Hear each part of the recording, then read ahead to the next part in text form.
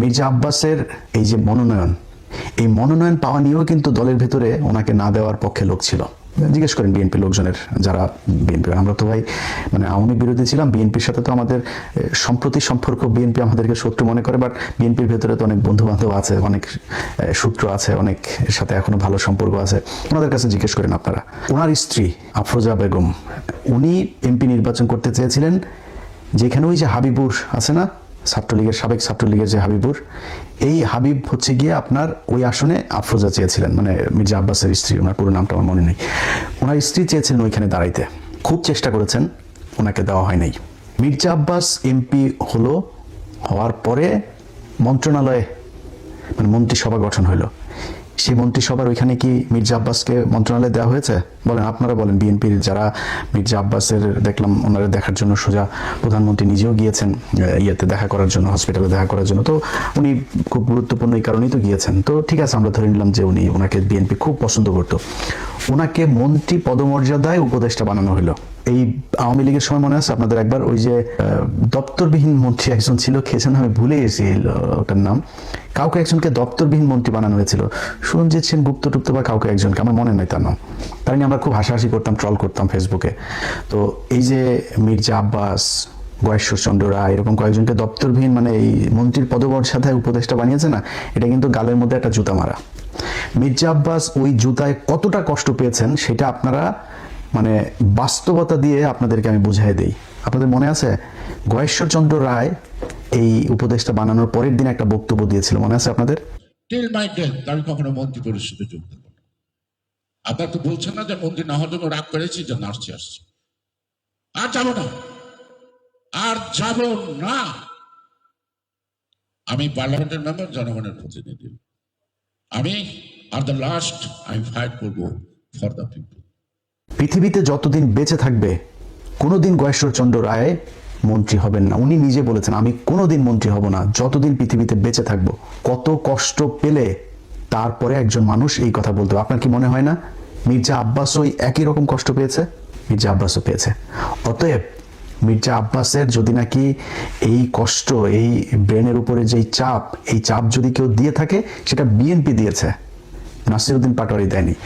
এখন তারপরে আপনারা ধরেন তর্কের খাতিরে যদি তর্ক করতে যান, নাসিরউদ্দিন পাটোয়ারিকে এখন অনেকেই বলছেন মামলা টামলা করবেন, ওনার বিরুদ্ধে কথাবার্তা বলছেন। নাসিরউদ্দিন পাটোয়ারির জায়গায় যদি নাকি মির্জা আব্বাসকে হারানো হইতো, নাসিরউদ্দিন পাটোয়ারি এখনো পর্যন্ত তো জীবিত আছে, সুস্থ আছে, ওরে পিটাই মেরে ফেলতো বিএনপির লোকজন। মনে আছে আপনাদের? মির্জা আব্বাসের বউ নিজে চলে গিয়েছে আপনার কেন্দ্রে, নিজে কেন্দ্রে গিয়ে, সে ভিডিও দেখেছেন আপনারা, নিজে গিয়া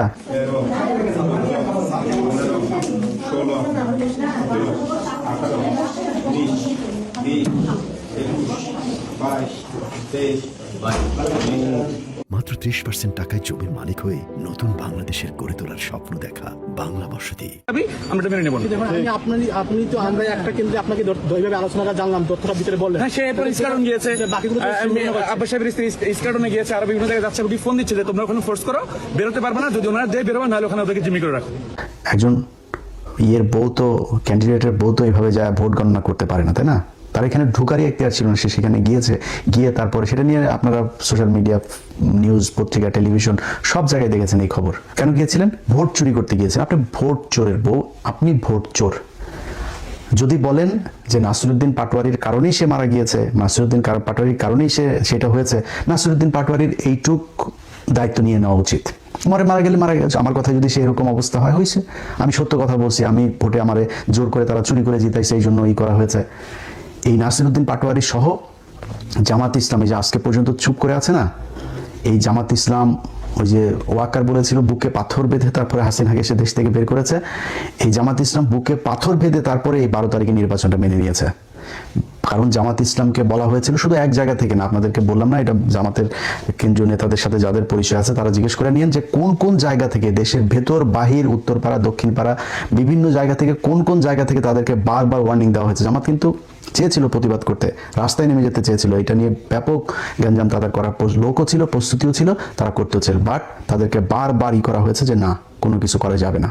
তারা করে নাই। তারা কিন্তু এই দেশের কথা চিন্তা করে, দেশটা গৃহযুদ্ধ বেঁধে যাবে, দেশে একটা খারাপ পরিস্থিতি তৈরি হবে, আওয়ামী লীগ, ইন্ডিয়া তারা সুযোগ নেবে, তারা নিজেদের ক্ষমতায় যাওয়ার দাওয়ার চাইতে দেশের যে রাজনৈতিক পরিবেশ, এই পরিবেশটাকে তারা শান্ত রাখতে চেয়েছে, এই জন্য তারা ওই দিন গ্যাঞ্জাম করেনি। আপনার মনে হয় না যে জামাতের একটু ক্ষমতা আছে? এবং আপনারা বলে রাখি, জামাত ইসলামের যদি নাকি মাঠে নামে পিটাপিটি করতে আসে না, বিএনপি আপনারা পিটাপিটি করে পারবেন না ওদের সাথে। অনেক বড় বড় কথাবার্তা বলতে পারেন। ওই যে ছাত্রলীগ আওয়ামী লীগের লোকজন মনে আছে, বিধবা নারীদের মতো জামাই মারা গেলে যেমন অসহায় হয়ে যায় না, ছাত্রলীগ, যুবলীগ, পুলিশ প্রশাসন ছাড়া ওইরকম আমরা ওদের বিধবা বলে খাপাইতাম। সবসময় পুলিশের পেছনে থেকে তারা বিশাল মাস্তানি করতো। আজ কোথায় রে বাবা তোরা? তোদের পুলিশ বাপ নাই, আর সেনাবাহিনীর বাপেরা নাই, আজকে তোরা কোথায়? রাস্তায় আয়। আজকে তো রাস্তায় যাইতে পারিস না। তোর মারে খেদানোর পরে যখন বুঝছিস সরকার ক্ষমতায় নাই, 3 মিনিটের মধ্যে সারা দেশ থেকে তোরা উধাও হয়ে গেলি। এইরকম আন্ডা বাচ্চা সহ পৃথিবীর ইতিহাসে কোনোদিন এরকম হয়নি। তোরা এখনো দেখা হইলে তারপরে বড় বড় কথাবার্তা করে আশপাশের থেকে এই আপনার আওয়াজ দেয় যে রাজাকার। তো রাজাকার আমি তো প্রাউডলি বলি রে বেটা, আমি রাজাকার, আমার বাপ রাজাকার। আমি আর আমার আব্বা দুইজনে মিলে তোদের মাদেরকে নিয়ে পাকিস্তানিতে দিয়ে আসতাম। এটা তো আমি নিজে বলি, স্বীকার করি। আমি কি বলদ? তোর বলদ মনে হয় আমারে? আমি ঠকবো কেন? আমি আর আমার বাবা দুজন মিলে পাকিস্তান ক্যাম্পে দিয়ে আসতাম, মানে কি তোদের মাদের বোনদেরকে মেয়েদেরকে দিয়ে আসতাম।